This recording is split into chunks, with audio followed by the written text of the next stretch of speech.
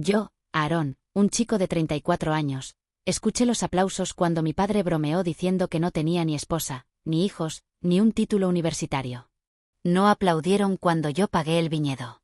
No levantaron sus copas cuando transferí el dinero para el banquete, ni para el grupo musical, ni para el traje que tanto admiraron cuando Sofía caminó hacia el altar. Y ahí estaban, riéndose como si yo fuera el chiste, no el que firmó el cheque del vino. Me llamo Aaron Mendoza. Tengo 34 años. Soy dueño de una empresa de transporte que construí desde cero. Y, durante los últimos 10 años, también he sido otra cosa, el contador emocional de la familia. Confiable, responsable, reemplazable. Empezó con poco, gasolina para Adrián, mi hermano menor. Unos pesos para arreglar el carro que se había averiado, después la operación de mi padre, luego el tratamiento dental de mi madre, más tarde la colegiatura, luego la renta, y luego solo un poquito más para aguantar. Y yo, decía que sí una y otra vez. Porque eso es lo que hacen los buenos hijos, ¿verdad? Decimos que sí. Nos adaptamos. Estamos orgullosos de nuestra independencia hasta que se convierte en una excusa para la dependencia de los demás. Pensé que si seguía estando ahí, me verían.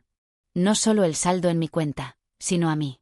Pero la verdad es que dejé de ser Aarón en el momento en que empecé a decir que sí con mi billetera. No se dieron cuenta de que no fui a la universidad para empezar mi negocio. No vinieron a la inauguración de mi oficina. Nunca preguntaron qué quería yo, solo qué podía dar. La cosa es que al principio no me importaba. No mucho. Se sentía bien ser útil, facilitar las cosas a la gente a la que creía que pertenecía. Hasta que me di cuenta de que cuanto más daba, más invisible me volvía. Y para cuando llegó la boda, ya no era el hijo, ya no era el hermano. Era solo el patrocinador. La boda comenzó con una llamada telefónica, solo del lugar. Mamá había dicho, encontraron un viñedo en las afueras, precioso, y la verdad, Aarón, significaría mucho para nosotros si nos ayudaras. Dije que sí. Luego vino el paquete del fotógrafo, no estaba incluido. La florista tenía un mínimo. El grupo musical necesitaba un depósito. El vestido de Sofía.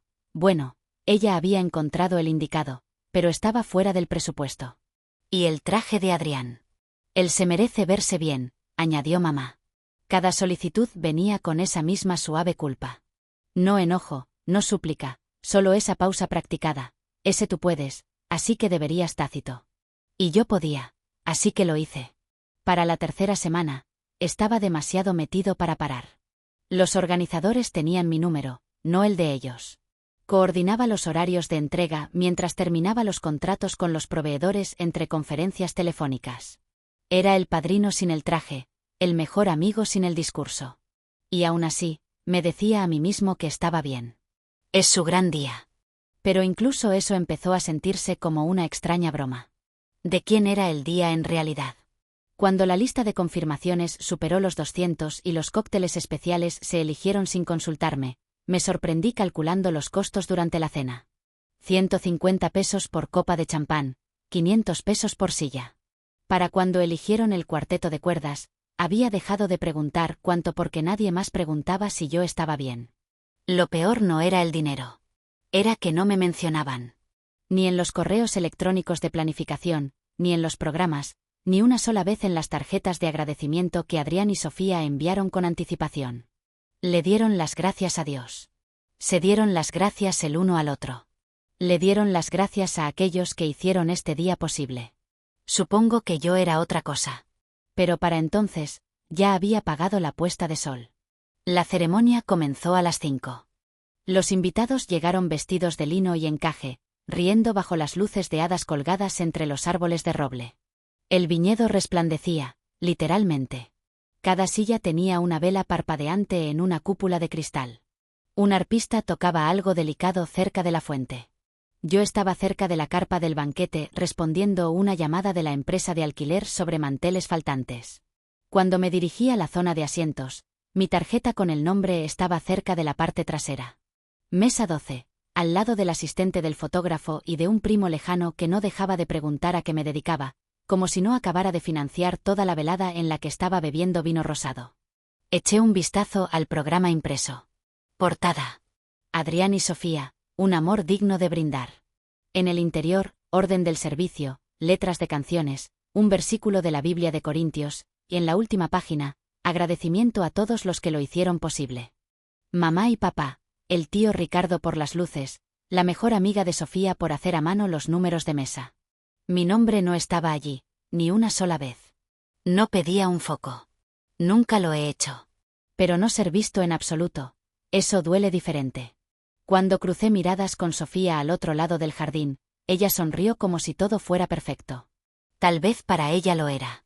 El cuarteto de cuerdas comenzó a tocar Can't Help Falling in Love. Adrián estaba de pie bajo el arco con nuestro padre, ambos con trajes hechos a medida que yo había pagado.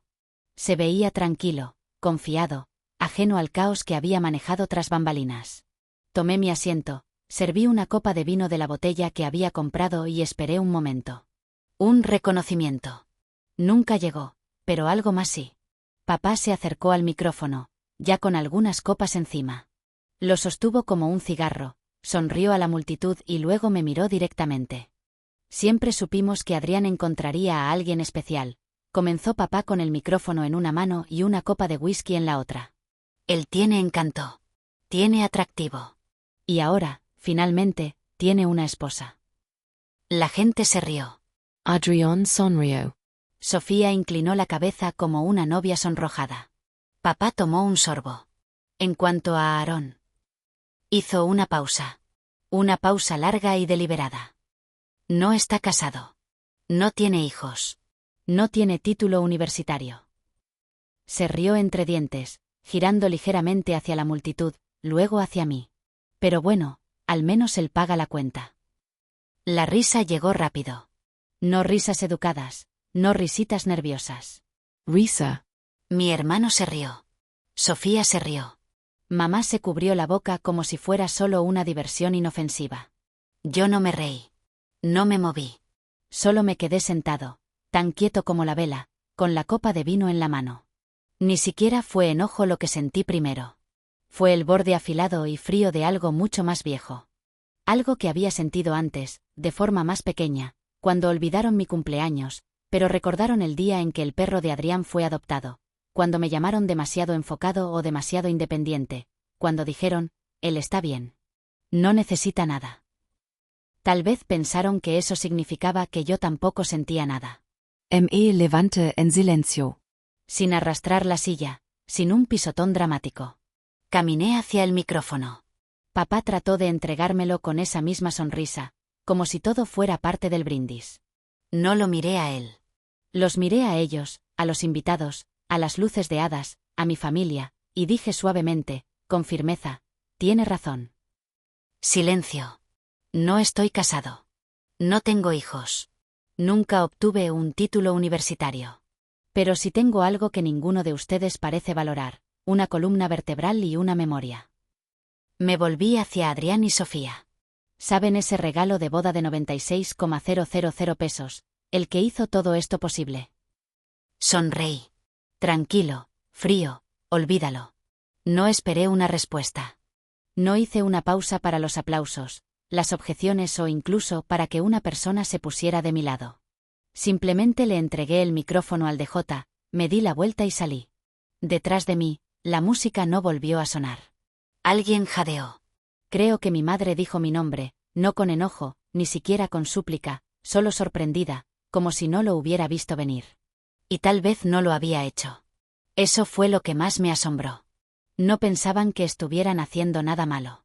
Para ellos, yo estaba cumpliendo un papel, el del hijo útil, el exitoso que podía permitirse el lujo de quedarse callado. Pero yo había terminado. No me fui a casa esa noche. No lo había planeado. 3 días antes, había reservado una suite en un pequeño hotel del centro. Habitación de esquina, ventanas altas, tranquila. Dejé mi maletín, me quité los zapatos y me serví un vaso de agua. Debería haberme sentido poderoso. En cambio, me sentí vacío, como si me hubieran estado drenando lentamente durante años, y esta noche era solo la primera vez que dejaba de fingir que no estaba seco. Abrí mi laptop, me conecté a la cuenta compartida de gastos de la boda, la que creé al principio. Sí, creada, a mi nombre, con Adrián y Sofía como usuarios autorizados. ¿Por qué? Porque ya me han quemado antes. Porque había aprendido que la generosidad sin registros se convierte en mito. Y porque esta vez quería un registro escrito. El vestido cargado a mí. El depósito del lugar cargado a mí. Cada ramo, cada servilleta personalizada, cada uno de esos delicados platos con borde de oro, míos. Pero lo que no sabían, lo que nadie se molestó en preguntar, era que yo no solo financiaba la cuenta. Yo la controlaba.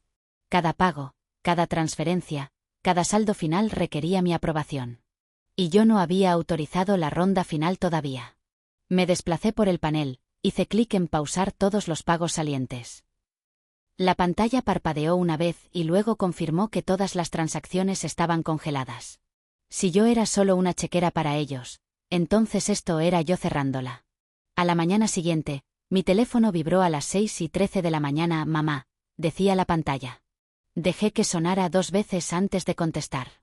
Su voz era rasposa, del tipo que usa la gente cuando ha estado llorando o ensayando. ¿Dónde estás? No contesté. Bueno, Adrián dice que pasó algo. Dice que hiciste una escena. Miré por la ventana, la luz del sol se filtraba entre los edificios altos. No, dije con calma. Papá hizo una escena. Yo solo la respondí. Exhalo lento, calculado. Ya sabes cómo es él. No lo decía en ese sentido. Solo estaba bromeando. No me llames cariño. Una pausa. Está bien, dijo, con la voz cambiando. Cautelosa ahora. Mira, las tensiones eran altas, pero podemos hablar. Adrián está dolido. Sofía está molesta. Tú solo. Ya no soy tu banco. Silencio. Silencio de verdad. Esperé la culpa, la súplica, el giro en el tono donde me recuerdan cuánto me necesitan. No llegó. Todavía no. En cambio, dijo más tranquila, ¿de verdad vas a dejar a tu hermano en la estacada? ¿En el día de su boda? Sonríe. No amablemente. Ya pagué el champán, dije. Parece un brindis apropiado. Y colgué. Para el mediodía, comenzaron los mensajes de texto. Sofía. Hola Aarón. ¿Podemos hablar? No sabía que él iba a decir eso. Lo siento mucho. Luego Adrián. Te necesitamos. Eso me hizo reír. No me necesitaban cuando chocaban las copas. No me necesitaban cuando eligieron la suite de luna de miel en Santorini. No me necesitaban cuando me dejaron fuera del plano de los asientos. Pero ahora aparentemente yo era esencial de nuevo. Luego, a las 4:17 de la tarde, recibí el correo electrónico con el asunto urgente. Saldo de la boda pendiente. La coordinadora del lugar había intentado procesar los cargos restantes. La tarjeta falló. Me preguntó si había cambiado de banco. Me daba 48 horas antes de una escalada legal. Fue entonces cuando supe que Adrián no vino a disculparse.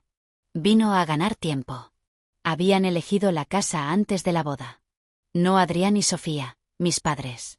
Durante la cena, un mes antes, papá lo dejó caer casualmente en la conversación. Solo los tres, comiendo salmón a la parrilla en platos de papel en su patio trasero. Estamos pensando, dijo, en regalar la casa a Adrián y Sofía. Que empiecen bien. Recuerdo haber dejado mi tenedor. ¿Por qué harían eso?, pregunté, manteniendo mi voz nivelada. Mamá intervino, untando un panecillo con mantequilla. Bueno, Adrián está empezando su vida. Necesita algo sólido. Siempre has dicho que no querías la casa. Fue entonces cuando me di cuenta de que realmente creían que no era mía. Eso es porque yo soy el dueño, dije lentamente. Ambos me desestimaron como si estuviera hablando de impuestos. Semántica, murmuró Papa. Es familia. Todo es familia. Debería haberlo parado ahí. Dejarlo claro. Trazar la línea con tinta, no con insinuaciones. Pero una parte de mí, una parte aún leal, pensó que era solo una charla de cena. No lo fue. Mientras yo organizaba la boda, mis padres habían comenzado los trámites de transferencia a mis espaldas.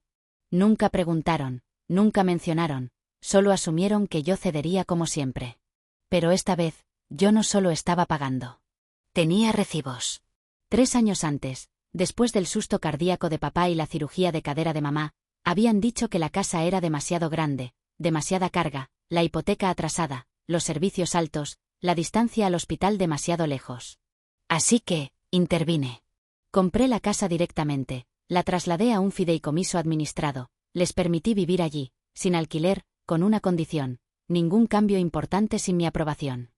Llamé a Victorina, mi abogada, inteligente, rápida y alérgica a las maniobras familiares pasivo-agresivas. Ella envió un documento de 2 páginas a la mañana siguiente. Explicaba cómo cualquier transferencia no autorizada sería nula y potencialmente fraudulenta. Se lo reenvié a mis padres. Sin mensaje, solo el PDF. 38 minutos después, sonó mi teléfono. ¿Crees que estás siendo inteligente?, gruñó papá. No, dije. Tú ya hiciste eso anoche. Eran casi las 10 de la noche cuando llamaron a la puerta. No un golpeteo frenético. No un toque suave, solo 3 golpes uniformes. Estaba a la mitad de un documental, con el té en la mano y el teléfono en silencio. Puse la pantalla en pausa y esperé. En este edificio, nadie llama sin previo aviso. No a esa hora, no sin una razón. 3 más. Me levanté lentamente, dejé la taza, caminé hacia la mirilla. Adrián.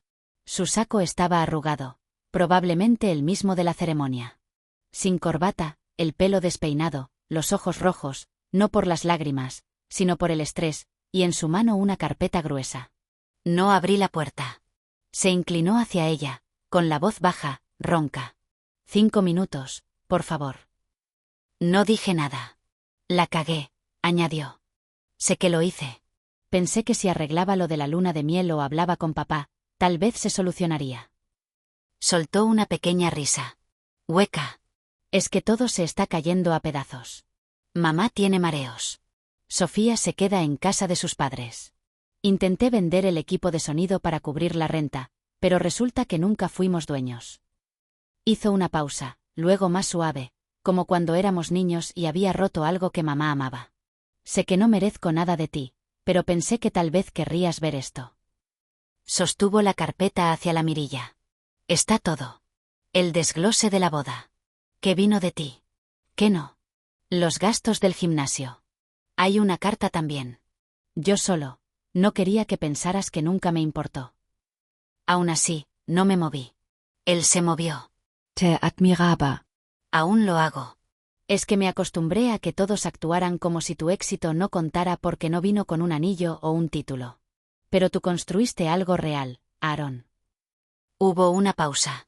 Por favor, solo léelo. Pasó otro momento. Hablé finalmente.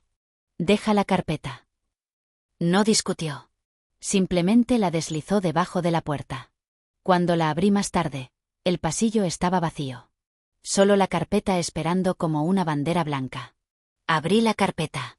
De hecho, había intentado usar hojas de cálculo, recibos, márgenes resaltados, notas adhesivas con garabatos como este. Papá insistió. Sofía pensó que esto era de sus padres. Mi culpa. Olvide agradecer.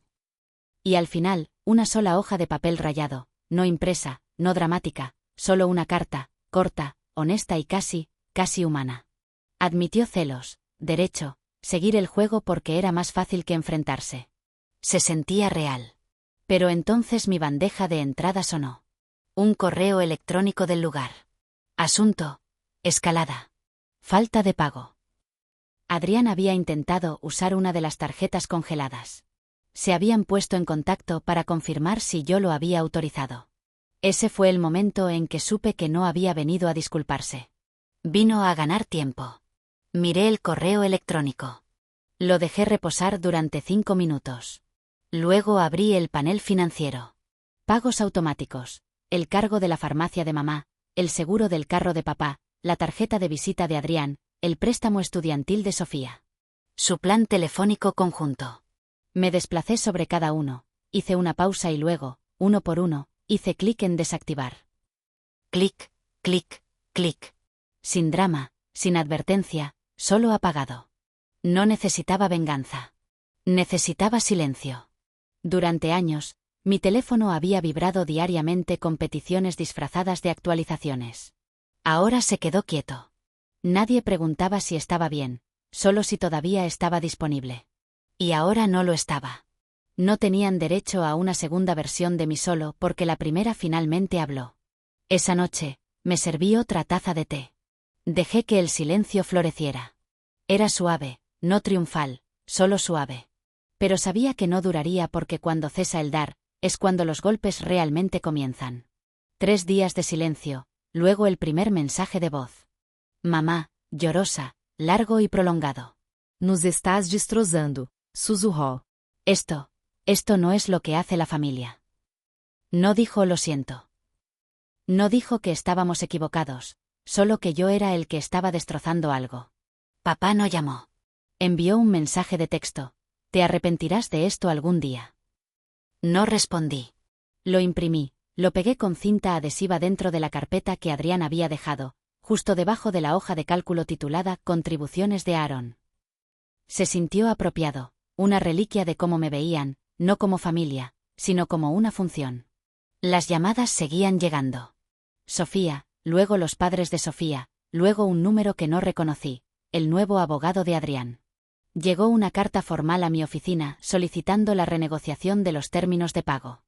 Victorina respondió. La resolución de una línea requiere la admisión total de responsabilidad y la retirada pública de todas las reclamaciones familiares previas de contribución financiera. ¿Qué obtuvimos a cambio? Amenazas débiles, insultos, señalamientos con el dedo. Eso me lo dijo todo. No lo lamentaban. Estaban luchando. Cuando un barco empieza a hundirse, algunas personas buscan botes salvavidas. Otros buscan a quién culpar. Y yo, ya no estaba en el barco. Había pasado 10 años achicándolo con una sonrisa mientras ellos celebraban fiestas en la cubierta superior. En el momento en que dejé el balde, gritaron, nos dejó ahogarnos. No discutí, no expliqué, solo me alejé. Pasaron 6 meses. El gimnasio cerró. Adrián vendió su carro. Sofía se mudó de vuelta con sus padres. Mi mamá tomó un trabajo de medio tiempo en una tienda de manualidades. Papá dejó de enviar mensajes de texto. Todavía viven en la casa, a duras penas, pero ya no es suya para regalar. Y yo, viajo, leo, me río a carcajadas viendo películas tontas. A veces pienso en esa boda, el cuarteto de cuerdas, el vestido que pagué, el momento en que se rieron, no conmigo, sino de mí. Y me recuerdo a mí mismo que esa risa fue real. Así que este silencio, también tiene que ser real. No pido simpatía ni historias, solo una señal de que tú también has estado ahí. Ese momento en que el silencio se sintió más fuerte que una disculpa. Cuando alejarse no fue enojo, solo claridad. Si alguna vez has contenido la respiración ante una risa que no era tuya, deja un punto.